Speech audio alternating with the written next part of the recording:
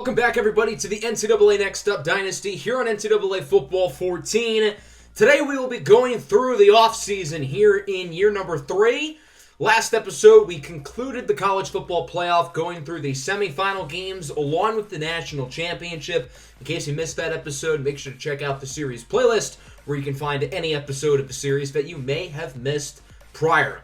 So as we take a look at the bracket as a whole, this is ultimately what happened here in our second ever 12-team playoff. In the last episode, we saw Oklahoma beat Florida for a second time this year. We saw Ohio State beat Georgia in a thriller.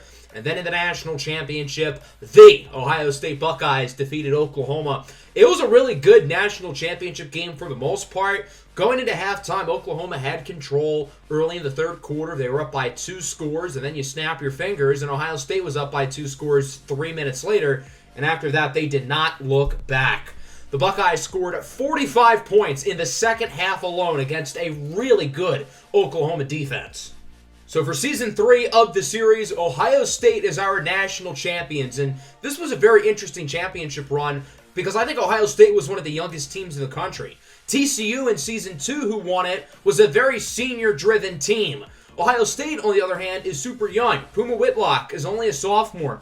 Pretty much all of their key offensive players, minus their tight end and their center, are eligible to come back. Most of these guys could hypothetically declare for the draft, including Puma Whitlock and Mookie Davis, but all of them are eligible to return, and the same can be said defensively. Other than Napoleon Christian and Elliott Holly, all of their key defensive guys are probably going to be back next year, which is quite frightening. I said in the preseason episode that Ohio State was my pick to win the national championship, and obviously that take ended up aging very well, and if all of these guys end up staying in school, Ohio State's going to be even better next year than they were this year. So with that, we close the book on season number 3. Before we get into the offseason, though, and check out all of the player movement, the coaching movements, the conference changes, I do want to show everybody the All-Americans and some of the stat leaders while I talk about what to expect here for this series going forward.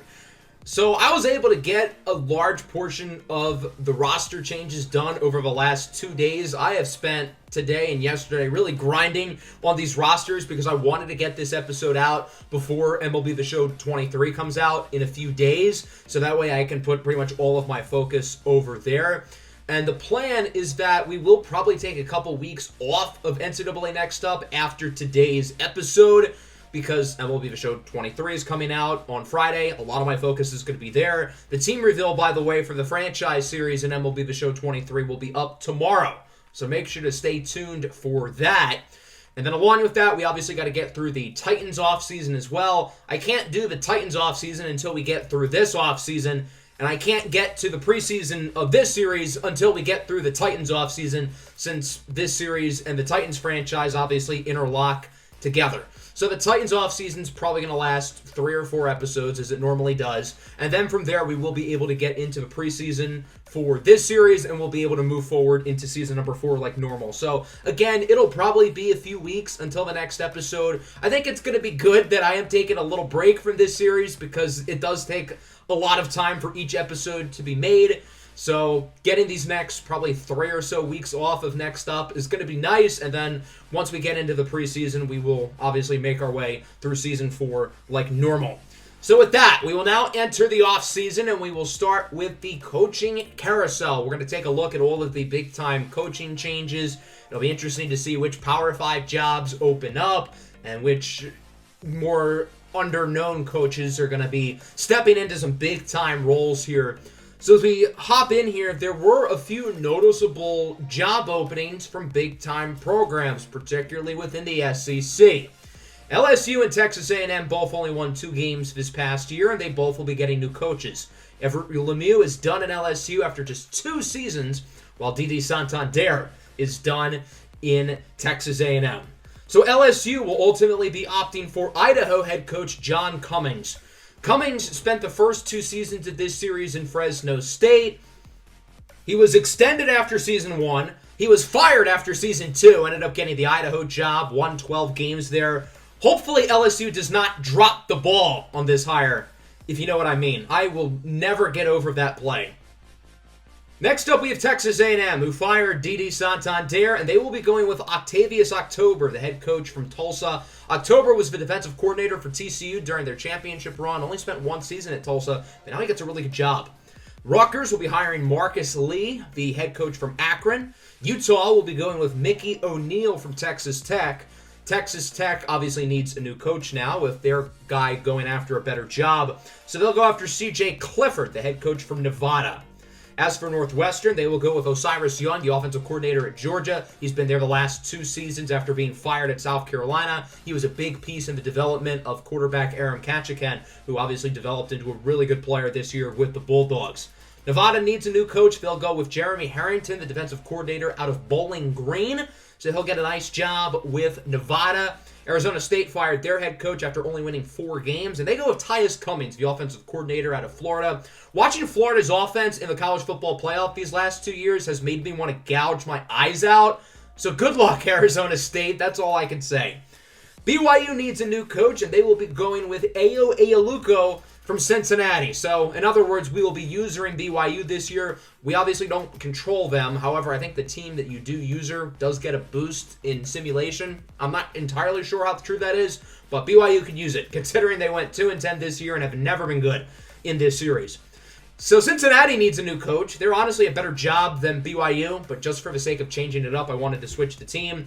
And Cincinnati, with a big hit, getting Dante Savage from South Alabama. That's a phenomenal hire. Big pickup for the Bearcats.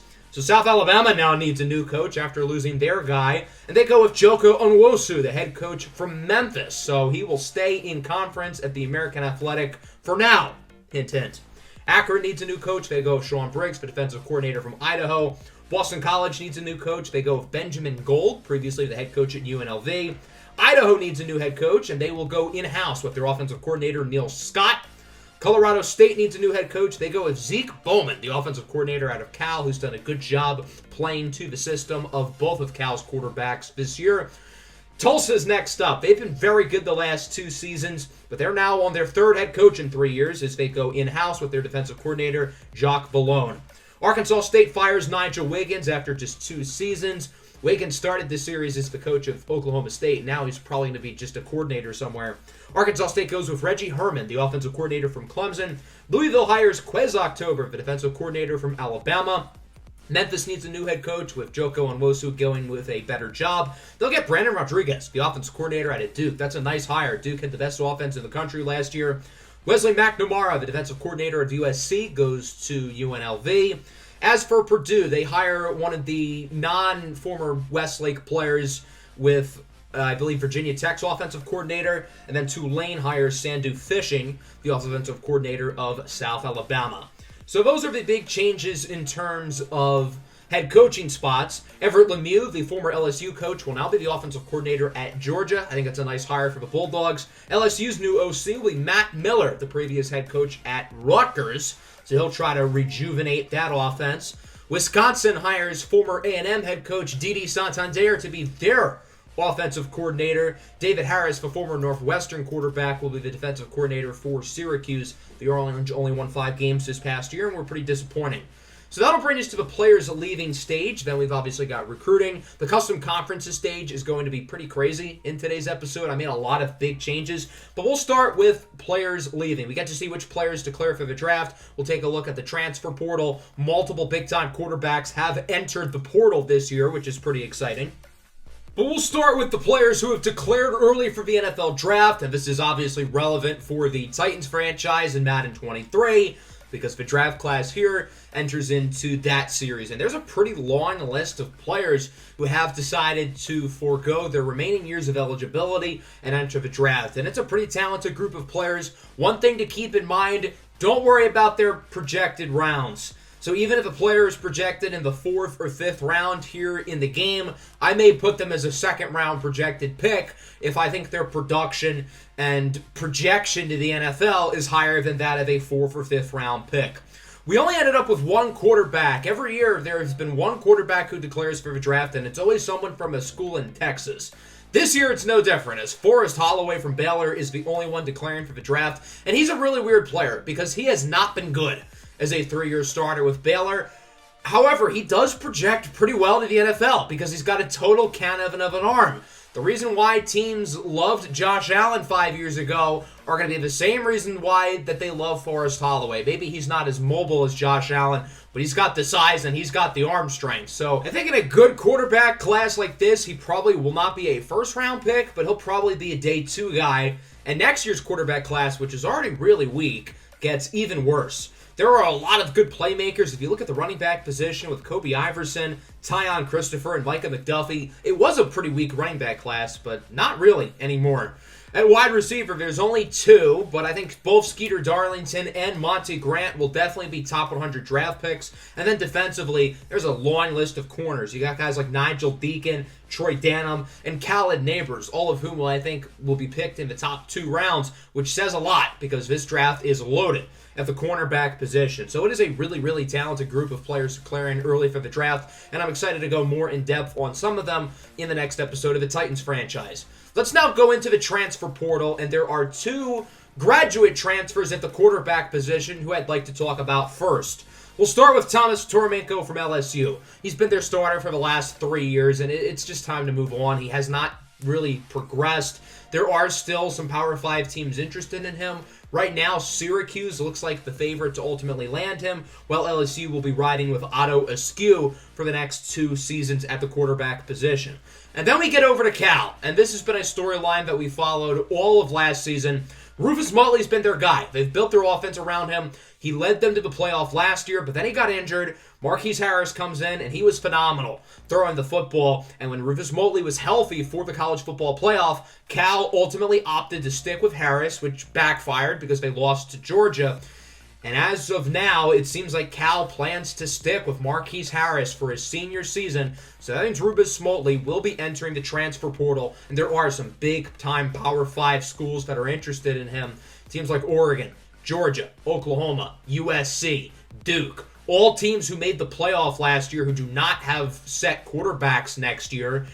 They're very interested in Rufus Motley being their guy for 2025. As we look at some of the younger quarterbacks transferring, there are 2 big ones. Jayshon Ocampo is going to be Clemson's long-term guy, but he wants to go to Georgia State, which is kind of odd, but you do you. And then Jory Brooks from Georgia is transferring. This one is especially fascinating because Jory Brooks was supposed to be Georgia's starter next year.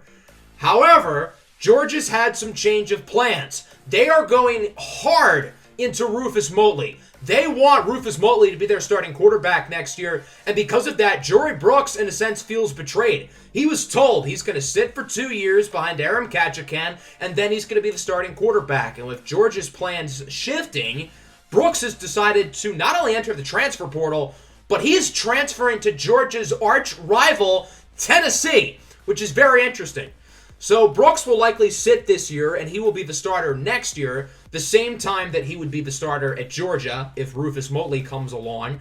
But I think Brooks still would rather go to Tennessee because he feels like Georgia lied to him. So I kind of get it in a sense that he'd rather go to a place where he truly feels wanted. So with that, it seems like Georgia will be the heavy favorite to land Rufus Motley. You got to assume they're going to offer Motley any NIL deal possible. They're going to offer him as much money as they realistically can. I think Motley's got a really good opportunity to not only contend for a title at Georgia, but he's also got a great chance to improve as a passer and as an NFL prospect at Georgia, who did a great job of developing Aram Kachakan along with Clyde Williamson a couple years back. It is still a little bit awkward for Georgia because you are losing your long-term quarterback. Obviously, Rufus Motley is better right now than Brooks. I don't think that's a question. But would you rather 1 year of Rufus Motley or 3 years of Jory Brooks? And clearly, Georgia is going with 1 year of Motley, and they assume they can get another good quarterback down the line. Meanwhile, Tennessee is laughing all the way to the bank because they just stole a 5-star quarterback prospect from their rivals. Let's take a look at some of the other notable prospects who transferred, including running back Lamaster Baton from Air Force, who's going to Colorado. I love how I misspelled, the best name of the custom prospects. Leroy Kraft, a 5-star corner from Oklahoma, is going to Middle Tennessee State. Oklahoma's got a lot of good young corners, so I don't blame him for doing that. Big get for the Blue Raiders. Jerome Yang, a talented running back, is going to Florida State. Nice addition to the backfield for the Seminoles. Kane Denner was the #1 safety in last year's class. He is going from Minnesota. and will be transferring to Rice. And then the last notable player here is Trevor Diggs, a good receiving prospect moving from North Carolina to Baylor because he's homesick. Big addition for the Bears offense. Of the players who tested the draft and transfer portal waters, only 3 of them are returning to their original schools, 2 of whom played for Ohio State last year. Very interesting. So you have center Iyami Zaccheaus returning to Georgia, and then wide receiver Auden Green is going back to Ohio State, along with Drogo Mills, the number 1 player in last year's recruiting class. He was homesick and wanted to go back to a school in Florida. So Ohio State is losing nobody early. They only have 8 players in the entire program who are graduating, only 5 of whom are starters. So they are returning 75% of their starters. All of those guys will presumably get better, and nobody leaves early. I have a feeling Ohio State's going to be pretty damn good next year. Of course, we know all of these seniors as well will be entering the draft as well, many of whom we've gone over in prospect profiles throughout the Tennessee Titans franchise this year. I'm excited to go over the players who have recently declared for the draft as well. And it'll be a really fun draft to see ultimately what happens around the rest of the NFL, which we will do, obviously, before we get to Season 4 of this series. Let's briefly touch on recruiting now. We're not going to spend a whole lot of time here, but I do want to go over some of the notable classes for certain teams around the country. So we're going to take a look at some of the big-time winners in the recruiting trail. The number 1 class ultimately went to the Oklahoma Sooners. No major surprise. That team is loaded with talent. Behind them, you have Texas, Nebraska at 3. Wow. Penn State, Alabama, Clemson, Georgia, South Carolina, TCU, and Navy. Some other notable teams here include Middle Tennessee State in 12th. The defending champion Buckeyes are in 13th. And other than that, no major surprises in the top 25. TCU has more 5 stars than anybody, 4. Penn State, Oklahoma, Michigan, and Georgia add 3. Ohio State and Alabama each add 2 apiece. So the usual suspects there at the top. Oklahoma has 25 players, more than anybody. And then Washington has 12, which is by far the least. Rough recruiting class for Washington. They ended up in the bottom 15. Ugh. Michigan signed the number 1 overall player in the entire class, a 5-star defensive tackle. Oklahoma signed the number 1 quarterback. And then Clemson and Georgia were 2 teams I was very fascinated with because of their quarterback situation. Both Clemson and Georgia had quarterbacks transfer out. Both of them have seniors starting at quarterback, assuming Rufus Motley commits to Georgia. And both of them were able to get highly ranked quarterbacks in this recruiting class. Clemson got the 5th ranked quarterback and 133rd ranked overall player, while Georgia got the number 6 quarterback, the 138th overall player. Presumably, both of those guys will redshirt this year behind Cedric Chapman with Clemson and Rufus Motley with Georgia, and then both of those guys will be the starters the following year. So it seems like it's all going to work out for Clemson and Georgia at the quarterback position. Let's now go into the custom conferences stage, and I'm really excited about this part of the video because I made some big changes to the conferences across the country. I do want to start off with talking about the seeding for the 12-team college football playoff. I am considering making another modification. So last year what I did was I had the Power 5 conference champions and the best Group 5 conference champion automatically get a spot. That's not changing. What I am considering changing is instead of guaranteeing some of those teams, like the top 4 spots, instead, the top 4 spots can go to anybody, and this includes at-large teams. And I don't know officially if I'm going to do that yet. I'm still considering it. If you look at last year's bracket, for example, a lot of the at-large teams were better than the conference champions. Cal got blown out. USC got blown out. Virginia Tech got smacked by the lowest seed in the entire tournament. But on the flip side, you look at Season 2, Middle Tennessee State of the American Athletic made it to the Final Four, and TCU of the Big 12 ended up making it to the national championship and winning the whole thing. So I'm not entirely sure how I'm going to go about that just yet. Let me know what you think down below in the comments. So as we now shift our attention to conference realignment, there was a lot of movement. None bigger than what happened to the Sun Belt, which will no longer go by the Sun Belt. From here on out, it's the Fun Belt. So we completely revamped this conference. Everybody other than Troy, Marshall, and UL Lafayette, we told to skedaddle. Get out of here. We are flipping this conference, adding South Alabama and East Carolina and Tulane from the American Athletic, Wake Forest and Louisville from the ACC, Tulsa and UTEP from Conference USA, and then Texas A&M and South Carolina from the SEC. So the Fun Belt has quite the group of teams. It's going to be really interesting to follow this conference, which will be a Group 5 conference, but still a good Group 5 conference. The SEC loses A&M and South Carolina. Nobody else adds to the conference, but this leaves for less room for the bottom feeders like Ole Miss and Arkansas. It gives them less margin for error to struggle. The Conference USA is basically the Sun Belt from last year. They lost Tulsa, they lost UTEP, the two best teams in that conference, and they just added a bunch of Sun Belt schools. The American Athletic looks way different. They lose ECU, they lose Tulane, and they lose South Alabama to the Fun Belt, but they add Army, they bring back Temple, they snag away Old Dominion from the old Sun Belt, and they also take Boston College from the ACC. You may notice there's one other notable omission. No Middle Tennessee State. They have moved into the ACC. It's time. The Blue Raiders are ready to be a Power 5 team. I think they have obviously shown that they are capable. They beat Duke last year in the college football playoff. Now they're in the same division as Duke, along with Miami, UNC, Virginia Tech. And while the American Athletic does get worse, it should still be pretty good. And now Middle Tennessee State can play against better competition. Idaho has been really good the last few years. They're going to move into the Pac-12, replacing Air Force. And then I swapped some divisions around. So Cal is now in the north. Arizona and Arizona State are now in the south. Just makes more geographic sense. As for Mountain West, they lose Idaho. They get nobody new. And Air Force ended up moving into the independents for what it's worth. The Big 12, Big 10, and MAC end up all staying the same. No changes, no additions, no subtractions. So we still have the main Power 5 conferences, the ACC, Big 12, Big 10, Pac-12, and SEC. But I think the balance of power in the Group 5 conferences really shifts. Last year, the American Athletic was by far the best one. Now I think the American, the MAC, and the Fun Belt are all equally on the same level. So I think it'll be very interesting to follow those Group 5 conferences with Middle Tennessee State out the door. We will have a new Group 5 representative in the college football playoff. And I think with the American, MAC, and Fun Belt all being very even in terms of talent, I think it's going to be a lot more interesting, whereas the past couple of seasons, it's been pretty anticlimactic with the Group 5. It's been very obvious Middle Tennessee State would end up making the playoffs both years. So now Middle Tennessee State gets a bigger challenge, and the Group 5 races get way more interesting in my opinion. So that'll wrap up the episode. I talked about it a little bit earlier, but again, the next episode probably won't be up for a few weeks as I focus on some other stuff and take a small little break from this series because it has taken up a lot of my time recently. So yeah, that'll wrap it up. Let me know what you thought of the offseason down below in the comments. Make sure to leave a like and subscribe to the channel if you are new. Peace out.